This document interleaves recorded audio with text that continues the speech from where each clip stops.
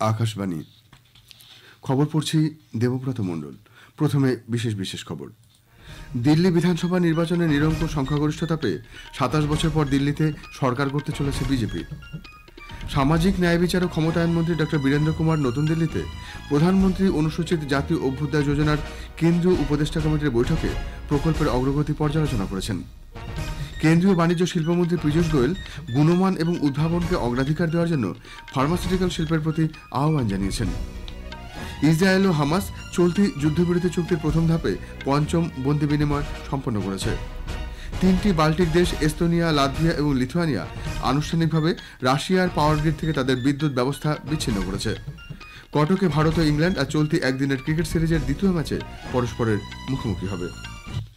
আসছি বিস্তারিত খবরে। দিল্লি বিধানসভা নির্বাচনে বিজেপি নিরঙ্কুশ সংখ্যাগরিষ্ঠতা পেয়েছে। আম আদমি পার্টিকে হারিয়ে প্রায় 3 দশক পর দিল্লিতে সরকার গড়তে চলেছে বিজেপি। 70টির মধ্যে 70টি আসনেরই ফল ঘোষণা করা হয়েছে। বিজেপি 48টি আসনে এবং আম আদমি পার্টি 22টি আসনে জয়লাভ করেছে। একটিও আসন পায়নি কংগ্রেস। আম আদমি পার্টির শীর্ষ নেতা অরবিন্দ কেজরিওয়াল, মনীষ সিসোদিয়া, সৌরভ ভরদ্বাজ, কংগ্রেসের সন্দীপ দীক্ষিত প্রমুখ প্রার্থী হেরে গেছেন। অন্যদিকে বিজেপির পরবেশ সাহিব সিং, তরবিন্দর সিং মারোয়া, কপিল মিশ্র, মনজিন্দর সিং, আম আদমি পার্টির সোম দত্ত, গোপাল রায় বীরেন্দ্র সিং, কুলদীপ কুমার প্রমুখ জয়লাভ করেছেন। এর পাশাপাশি উত্তরপ্রদেশের মিল্কিপুর বিধানসভা কেন্দ্রের উপনির্বাচনে বিজেপির চন্দ্রভানু পাসোয়ান জিতেছেন। তিনি সমাজবাদী পার্টির অজিত প্রসাদকে ৬১,৭০০-এর বেশি ভোটে হারিয়ে দিয়েছেন।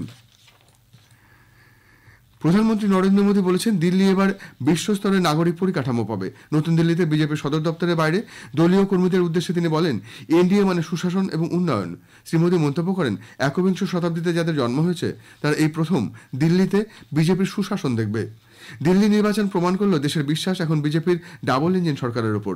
দিল্লির মানুষ প্রমাণ করেছেন তারাই এই এলাকার আসল মালিক। প্রধানমন্ত্রীর মন্তব্য, দিল্লি শুধুমাত্র একটি শহর নয়, এটি গোটা ভারতের ক্ষুদ্র সংস্করণ এবং এক ভারত শ্রেষ্ঠ ভারতের ভাবনাকে তুলে ধরার উপযুক্ত স্থল। আম আদমি পার্টির সমালোচনা করে প্রধানমন্ত্রী দাবি করেন, মানুষ তাদের দুর্নীতি সমর্থন করেনি। दिल्ली के लोगों ने आपदा को बाहर कर दिया। 1 दशक की आपदा से दिल्ली मुक्त हुई। आज दिल्ली में विकास, विजन और विश्वास की जीत हुई। आज आडंबर, अराजकता, अहंकार और दिल्ली पर छाई आपदा की हार हुई। দিল্লি বিধানসভা নির্বাচনে মানুষের রায়কে গ্রহণ করার কথা জানিয়েছেন রাজ্যের প্রাক্তন মুখ্যমন্ত্রী তথা আম আদমি পার্টির জাতীয় আহ্বায়ক অরবিন্দ কেজরিওয়াল। নির্বাচনে জয়লাভের জন্য বিজেপিকে অভিনন্দন জানিয়ে তাদের নির্বাচনী প্রতিশ্রুতি পূরণের আবেদন জানিয়েছেন তিনি। বিরোধী হিসেবে গঠনমূলক ভূমিকা পালন করবেন বলেও তিনি জানিয়েছেন। কংগ্রেস নেত্রী প্রিয়াঙ্কা গান্ধীও সরকার পরিবর্তন আনার জন্য দিল্লিবাসীকে অভিনন্দন জানিয়েছেন। People wanted change. They were fed up of the way things were and they wanted change. I suppose they voted for change. My congratulations to all those who have won. And for the rest of us, it just means we have to work harder and we have to stay there, be on the ground and be responsive to the people's issues. তথ্য সম্প্রচার মন্ত্রী অশ্বিনী বৈষ্ণব বলেছেন যে প্রথম world audio visual entertainment summit waves 2025 ভারতকে global content hub হিসেবে গড়ে তোলার প্রথম পদক্ষেপ। একটি সোশ্যাল মিডিয়া পোস্টে তিনি বলেন, ভারত বিশ্বের সৃজনশীল পাওয়ার হাউস হয়ে ওঠার ভিত্তি স্থাপন করছে। মন্ত্রী বলেন, ওয়েব সামিট বিশ্বের শীর্ষস্থানীয় মিডিয়া সিইও, বৃহত্তম বিনোদন আইকন এবং বিশ্বজুড়ে সৃজনশীল মনকে একত্রিত করবে। সামাজিক ন্যায় বিচার ও ক্ষমতায়ন মন্ত্রী ডক্টর বীরেন্দ্র কুমার গতকাল নতুন দিল্লিতে প্রধানমন্ত্রী অনুসূচিত জাতি অভ্যুদয় যোজনার কেন্দ্রীয় উপদেষ্টা কমিটির বৈঠকে সভাপতিত্ব করেছেন। বৈঠকে এই প্রকল্পের অগ্রগতি পর্যালোচনা এবং ভারত জুড়ে তপশিলি জাতি সম্প্রদায়ের আর্থসামাজিক উন্নয়নের লক্ষ্যে কৌশল তৈরির ওপর গুরুত্ব দেওয়া হয়। প্রকল্পটি বাস্তবায়নের বিষয়ে তিনি পুঙ্খানুপুঙ্খভাবে আলোচনা করেন এবং এর সামগ্রিক উদ্দেশ্যগুলির উপর জোর দেন। বৈঠকে রাজ্যের ক্যাবিনেট মন্ত্রীরা, রাজ্য ও কেন্দ্রশাসিত অঞ্চলের বরিষ্ঠ আধিকারিক এবং জাতীয় তপশিলি জাতি কমিশনের চেয়ারপারসন অংশ নেন। কেন্দ্রীয় অর্থ, কৃষি ও কৃষক কল্যাণ, গ্রামোন্নয়ন, নারী ও শিশু বিকাশ মন্ত্রক, নীতি আয়োগ এবং কেন্দ্রীয় উপদেষ্টা কমিটির অন্যান্য সদস্যরাও বৈঠকে উপস্থিত ছিলেন। খবর শুনছেন আকাশবাণী থেকে। আমাদের সংবাদ শোনা যাবে ইউটিউব চ্যানেল আকাশবাণী সংবাদ বাংলা, ফেসবুক ও ইনস্টাগ্রাম আকাশবাণী সংবাদ কলকাতা এবং এক্স হ্যান্ডেল AI নিউজ কলকাতাতে।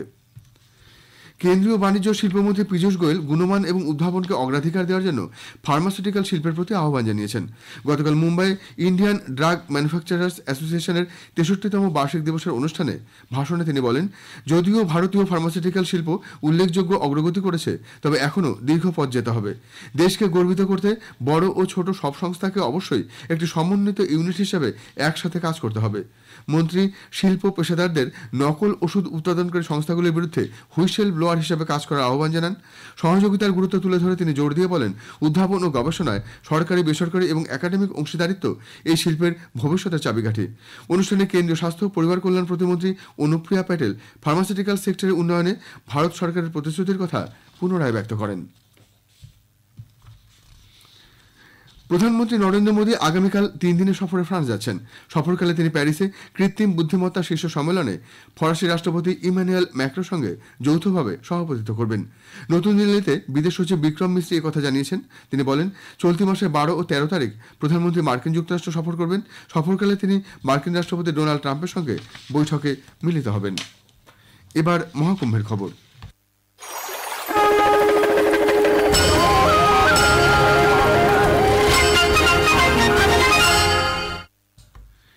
প্রয়াগরাজের মহাকুম্ভ এলাকায় মাঘী পূর্ণিমা শাহী স্নানের প্রস্তুতি চলছে জোর কদমে।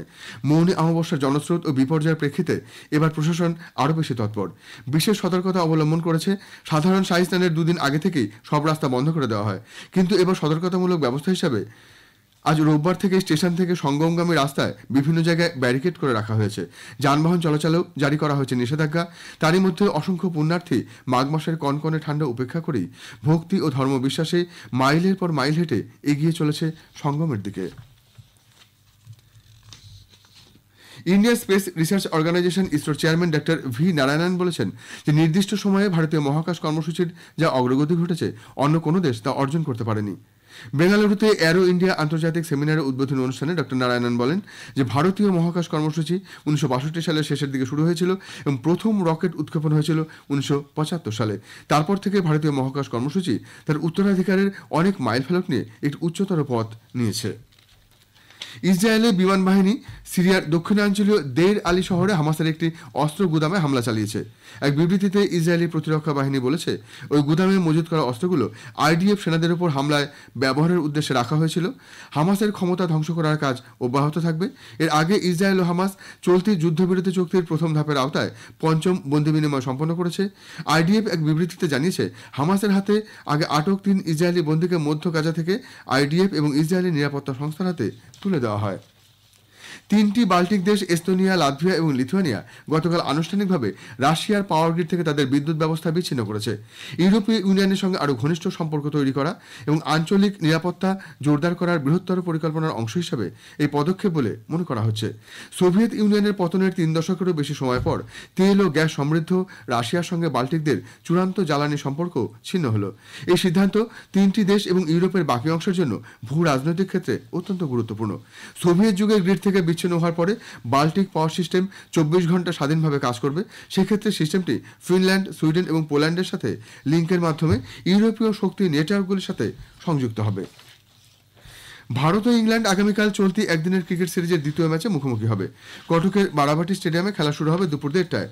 নাগপুরে প্রথম 4 উইকেটে জিতে ভারত 3 ম্যাচের সিরিজে 1-0 এগিয়ে আছে। চোট সারিয়ে আগামীকালের ম্যাচে দলে ফিরছেন বিরাট কোহলি। সেক্ষেত্রে শ্রেয়স আয়ার অথবা যশস্বী জয়সওয়ালের বাদ পড়তে পারেন।